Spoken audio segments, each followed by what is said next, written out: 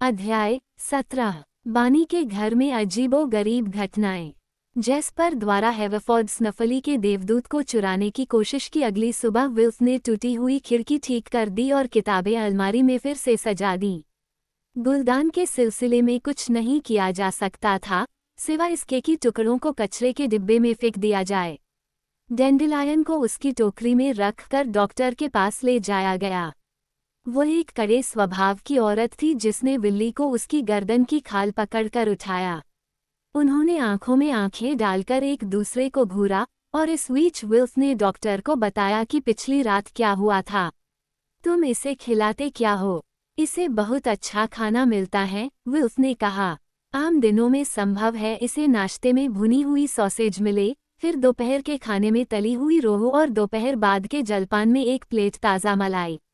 क्या? डॉक्टर चिल्लाए। उसने डेंडेलायन की गर्दन छोड़ दी और बिल्ली पत्थर की तरह टोकरी में जा गिरी। तली हुई रोहू, तेरा सिर। कोई अचरज नहीं कि यह बिल्ली इतनी बेचैन और बेकाबू है। इसे ज़रूरत से कहीं ज्यादा और भारी खाना दिया जाता है। अब से इसे सिर्फ एक कटोरी दूध सुबह दो, लंच में थोड़ा सा सादा खाना और फिर रात में दूध। इसे ये पीली गोलियां भी देनी है, 2-2 गोलियां दिन में 3 बार। मैं जानती हूँ ये कुछ ज्यादा ही बड़ी हैं और इसे इनको निगलना बुरा लगेगा, लेकिन इसका कोई नखरा मत चलने देना। डेंडेलायन को अपने कानों पर यकीन नहीं आया और वह दुखी होकर रोने कलपने लगी। देखा, डॉक्टर बोली, बिगड़ी हुई है। इसे बुरी तरह बिगाड़ दिया गया है। अब थोड़ी सी काश्त सहोगी तो तुम्हें फायदा होगा बिल्लो रानी। लोगों की आम फितरत होती है कि वे या तो कुत्तों को पसंद करते हैं या बिल्लियों को। इस डॉक्टर को कुत्ते पसंद थे। अभी उसने मामला खत्म नहीं किया था। अपनी मेज के दराज से उसने लाल रंग के चमड़े का एक छोटा सा जुआ निकाला। ये बुरी तरह दुबक कर भी चलती है, उसने कहा। इसे हर वक्त ये पहना कर रखो। इससे क्या फायदा होगा? बिल्फ ने हैरानी से पूछा। देखते जाओ, डॉक्टर ने कहा। फिर एक छोटे से मगर जबरदस्त संघर्ष के बाद उसने वह जुआ डेंडेलायन को पहना दिया। विल्फ का ख्याल था कि दुबककर, झुककर चलना तो बिल्ली के लिए बड़ी स्वाभाविक सी बात थी। उसे और कोई यात इतनी नापसंद नहीं थी जितनी कमीज और टाई डाटे रहना। इसलिए वह कल्पना कर सकता था कि डेंडेलायन को कैसा महसूस हो रहा होगा और उसे उसकी हालत पर अफसोस हो रहा था। आने वाले दिनों में वॉनी के घर में जिंदगी फिर से सामान्य हो गई और एक और हफ्ता गुजर गया। सोमवार आया और सूरज वुडफोर्ड पर पूरी चमक दमक और गर्मी लिए उदित हुआ। भोर के ठीक बाद एक बड़ी सी सफ़ेद वैन वॉनी के घर की बगुल वाली सड़क पर आकर रुक गई। यह एक बेहद मामूली घटना होती और इसका जरा भी जिक्र न किया जाता, सिवाय एक महत्वपूर्ण ब्यौरे के वैन बिल्कुल खाली थी। उसे सड़क पर चलाकर लाया गया था, लेकिन स्टीयरिंग व्हील पर ड्राइवर की जगह कोई मौजूद नहीं था। इससे भी अजीब बात यह हुई कि वैन के खड़े हो जाने के बाद उसका दरवाज़ा खुला और बंद हो गया, मगर कोई बाहर नहीं आया। दूधवाला अपना चक्कर लगाकर जा चुका था। 8 बजे के करीब विल्फ ने सीढ़ियों पर रखी दूध की बोतलें लाने के लिए सामने का दरवाज़ा खोला। जैसे ही वह झुका उसके हाथ जमीन के करीब किसी गर्म और वालदार चीज से छू गए। उसने हाँफने की आवाज़ सुनी और उसकी नाक में महंगे ओडी कोलोन इत्र की गंध भर गई। लेकिन वहाँ कुछ भी और कोई भी नहीं था। सामने की सीढ़ी दूध की उन 2 बोतलों के अलावा बिल्कुल खाली थी। विल्फ की बाहों पर रोंगटे खड़े हो गए और दाने उभर आए। उसने दूध की बोतलें उठा ली, लेकिन जैसे ही वह अंदर जाने को मुड़ा, कोई चीज़ या कोई आदमी उससे टकराया और रूखेपन से उसे परे धकेलता हुआ तेजी से ड्योढ़ी में घुस गया।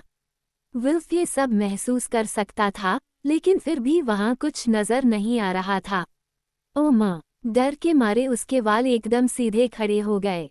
हे भगवान, यह क्या था? यह एक बहुत पुराना घर है। जब वह थोड़ी देर बाद वॉनी को नाश्ता दे रहा था तो उसने उससे कहा, जय, आपने इसे खरीदा था तो क्या उन्होंने भूत प्रेत की बाबत आपसे कुछ कहा था? वॉनी ने चकित होकर दालचीनी वाले टोस्ट से नजरें उठाकर उसे देखा।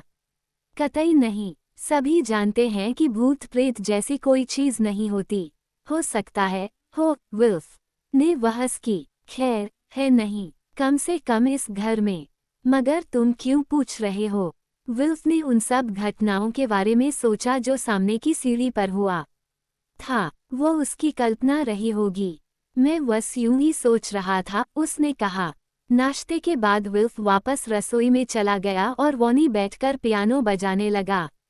डैंडेलियन उसके पास बैठी सुनती रही। बीच बीच में उसका पेट इतनी जोर से गुड़ गुड़ करता कि उसकी आवाज़ संगीत के ऊपर सुनाई देती। ये चारी डैंडेलियन बेतरह भूखी थी। अभी तो दोपहर के भोजन में घंटों बाकी हैं, उसने घड़ी की तरफ दुखी होकर देखते हुए सोचा, और तब भी उसे 2-4 चम्मच घटिया बिल्लियां वाले खाने के सिवा और कुछ नहीं मिलने वाला था। इसी के साथ उसके दिमाग में एक ख्याल आया। डैंडेलियन, ये हम हैं आदमखोर और वृक्षिया। ख्याल ऊंचे सुर में और बिल्कुल साफ था, लेकिन कुत्ते कहीं नजर नहीं आ रहे थे। तुम कहाँ हो? उसने सोचा। क्या तुम बाहर बगिया में हो? नहीं, हम वहीं कमरे में हैं, ठीक तुम्हारी बगल में। हम अदृश्य हैं। मैं जानता हूँ इस पर विश्वास करना मुश्किल है, लेकिन ये सच है। और इसके साथ ही बिन्नी ने एक बड़े से खुरदरे पंजे को अपना सिर धपधपाते महसूस किया। ये कैसे संभव है? जैस्पर ने हमें टॉफी खाने को दी और हम गायब हो गए। वह भी इस क्षण इसी मकान में है और वह भी अदृश्य है। वह सारे चित्र चुराने जा रहा है, सब कुछ, सिर्फ हैवरफोर्ड स्नफली वाला देवदूत ही नहीं। उसने इन सब को ले जाने के लिए एक बड़ी सी सफ़ेद वैन बाहर ला खड़ी की है। ये तो बड़ी भयंकर खबर है। अब क्या करें हम? उइफ, अब हम करेंगे क्या? डैंडेलियन ने सोचा। जैस्पर हम लोगों को इसलिए साथ लाया है क्योंकि उसे तुमसे डर लगता है, बुचिया ने सोचा। और उसका ख्याल है कि तुम हमसे डरोगेगी। बिल्कुल, आदमखोर ने जोड़ा। उसने कहा, नुप विल्ली से निपटो और लागों को मेरे लिए छोड़ दो। लेकिन फिक्र मत करो, हम तुम्हारी तरफ हैं, डैंडेलियन। तुम्हारी मदद करने के लिए हमसे जो हो सकेगा करेंगे। तुम्हें अपने मालिक की मावधान करने की कोशिश करनी चाहिए, दुनिया। यह आसान नहीं होगा, बिन्नी ने सोचा। जौर उसे पिछली बार की पटना याद आई जब उसने बानी को ये बताने की कोशिश की थी कि जैस्पर घर के अंदर था और उसके इरादे अच्छे नहीं थे। उसने उधर नज़र दौड़ाई नहीं। वह इस समय भी इत्मीनान के साथ बेटा पियानो बजा रहा था। जो कर सकती हो करो, बुचिया ने सोचा। हमारे लिए भी अच्छा यही हामा कि चल कर देखें, जैस्पर कही है। हम बाद में फिर तुम में जा मिलेंगे। एक बार फिर डैंडेलियन ने एक तसल्लीबख्श खुरदरे पंजे का स्पर्श अपने सिर पर महसूस किया। जैसे ही दोनों अदृश्य कुने बाहर गलियारे में सरक गए, कमर का दरवाजा, जो अधखुली हालत में था और अधिक खुल गया। डैंडेलियन ऊपर कदकर पियानो पर चली गई, जोरवानी को एकटक गुरते हुए सुरपेटी के छोर पर बैठ गई। उसने अपना लाल चमड़े का जुआ पहना हुआ था जो कया हुआ और नकलीफ देह था। क्या बात है, किल्ला? क्या चाहिए? चानी बोला। उसने पियानो चजाना बंद कर दिया और आगे झुककर उसे बेड़ी पर गुदगुदाया। अरे अरे, मैं तो भूल ही गया था।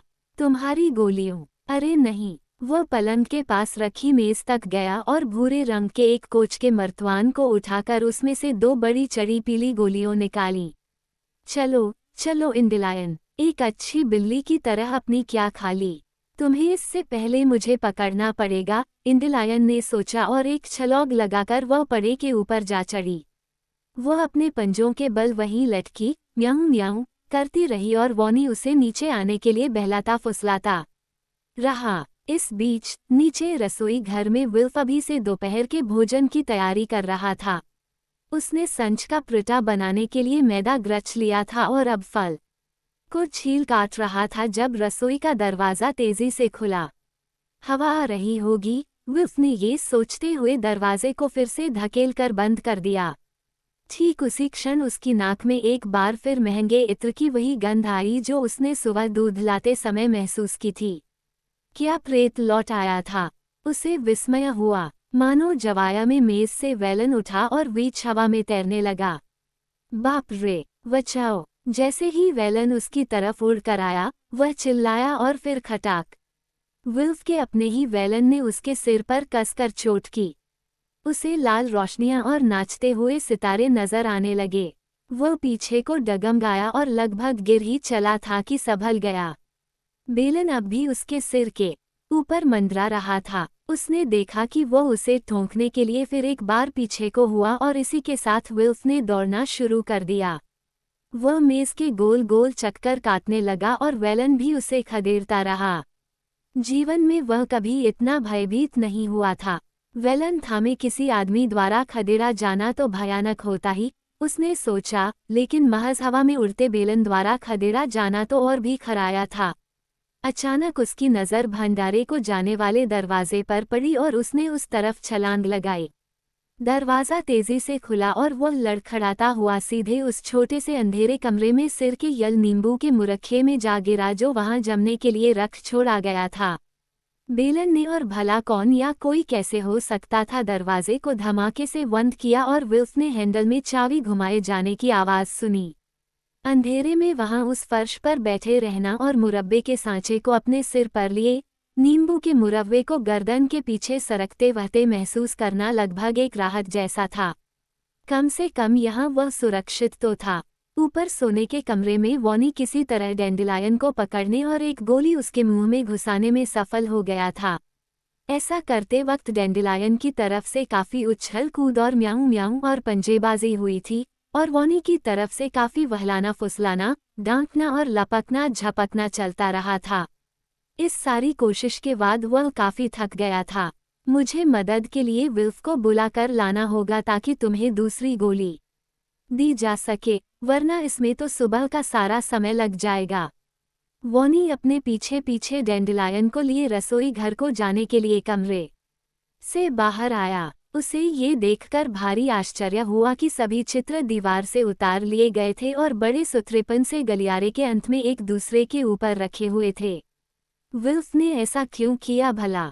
उसने तो विल्फ को ऐसा करने के लिए नहीं कहा था और विल्फ ने इसके बारे में कोई जिक्र नहीं किया था। चकराया हुआ वॉनी गलियारे में बढ़ता रहा और जीने से नीचे उतरा। दूसरी मंजिल पर उसे कैसा नजारा दिखाई दिया। भारी सुनहरी फ्रेम में जड़ा समंदर में तूफान का एक चित्र दीवार से खुद ब खुद उतर रहा था। दूसरी कई तस्वीरें भी पहले से ही पास में एक दूसरे पर सजी हुई थीं। बानी मुंह वाए और आंखें फाड़े देखता रहा और यह समुद्री दृश्य सरक कर दीवार पर ऊपर को गया, फिर नीचे को तिरछा होकर लटक गया। धीरे धीरे आहिस्ता से वह दीवार से अलग हुआ और बीच हवा में पल भर की मंडराने के बाद फर्श पर आ टिका। कुछ देर वो वहां टिका रहा मानो थक गया हो और तभी वॉनी को एक अजीब और खुशनुमा गंध का एहसास हुआ, चीरफलों और नींदुओं की मिली जुली गंध का। ये बहुत उम्दा ओडी कोलोन सरीखी है, उसने खुद से कहा। अचानक चित्र फिर उठा और गलियारे में तैरता हुआ चित्रों के ढेर तक पहुंचकर उस पर सावधानी से बैठ गया। मैं सपना देख रहा हूँ, वॉनी ने सोचा।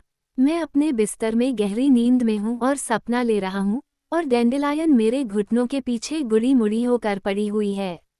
किसी भी मिनट अब घड़ी का अलार्म बजेगा और विल्फ चाय और टोस्ट और पोए और जैम लेकर आएगा और रोज जैसा एक और दिन शुरू होगा। लेकिन वह अपने दिल ही दिल में जानता था कि सपना नहीं देख रहा था और यह गैर मामूली दिन बिल्कुल असली था। इसी के साथ जाने कहां से एक जोड़ी जूते प्रकट हुए। चमकदार काले चमड़े से बनी वह पुरुषों की महंगी लगने वाली जोड़ी थी और वे जूते चित्रों के ढेर से गलियारे में उस तरफ बढ़ रहे थे जिधर वॉनी और डैंडेलायन खड़ी थी। ये जूतों के ऊपर पतलून के पांचे भी प्रकट हुए। वॉनी ने डर से हल्की सी चीख मारी और जूते रुक गए। अब पतलून भी नजर आने लगी थी, घुटनों की ऊंचाई तक। कसम सांप की कोहनियों की, एक आवाज ने कहा। कुछ देर खामोशी रही, जिसके बाद टॉफी की पन्नी की खड़खड़ाहट और फिर चबाने और निगलने की आवाज सुनाई दी। फौरन ही घुटनों के नीचे पतलून ओझल होने लगी। अब सिर्फ जूतों की एक जोड़ी बची थी और वे फिर चलने लगे, एक बार फिर सीधे वॉनी की तरफ। इस सब के दौरान डैंडेलायन असहाय होकर देखती रही। उसे ठीक ठीक पता था कि क्या हो रहा था, लेकिन वह वॉनी को बताने या उसे रोकने के लिए कुछ नहीं कर सकती थी।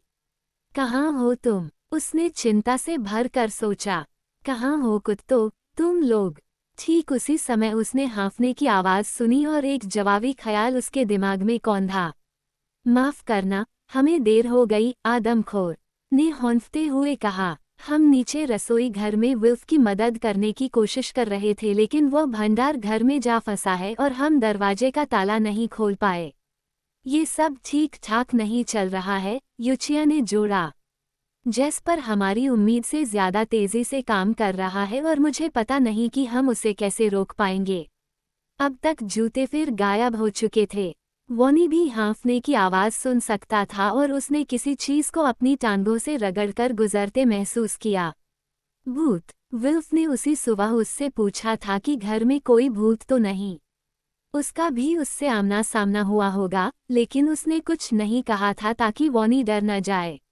लेकिन कोई फायदा नहीं हुआ था, क्योंकि बानी वाकई डरा हुआ था। अपने लंबे जीवन के दौरान वह कभी इतना नहीं डरा था। जैसे ही एक और तस्वीर दीवार से ऊपर उठने लगी, वह चिल्लाया, बचाओ। उसने डैंडिलायन को अपनी बाहों में झपट कर उठाया और तेजी से भागता हुआ गलियारा पार करके जीने तक पहुंचा और वापस सबसे ऊपरी मंजिल पर, इतनी जल्दी जितना डैंडिलायन ने कभी सोचा भी नहीं था कि संभव होगा। ओह, ये तो किसी मतले का नहीं हुआ। जैसे ही वे धड़ाक से कमरे में दाखिल हुए, बिल्ली ने विह्वल होकर सोचा। वॉनी ने धमाके से दरवाज़ा बंद किया और हैंडल की चाबी घुमा दी। अब मैं आदमखोर और बुचिया की मदद करने के लिए कुछ भी नहीं कर पाऊंगी। उसकी बाहों से नीचे कूदकर उसने दरवाजे को खरोंचना और म्याऊं म्याऊं करना और रोना शुरू कर दिया। रो मत, मेरी नन्ही डैंडिलायन, अब हम सुरक्षित हैं, वॉनी ने कहा। भूत यहाँ हम तक नहीं पहुँच सकता, लेकिन बेचारे विल्फ का क्या होगा? और उन तस्वीरों का क्या होगा? उफ़, कैसी भयानक सुबह है ये।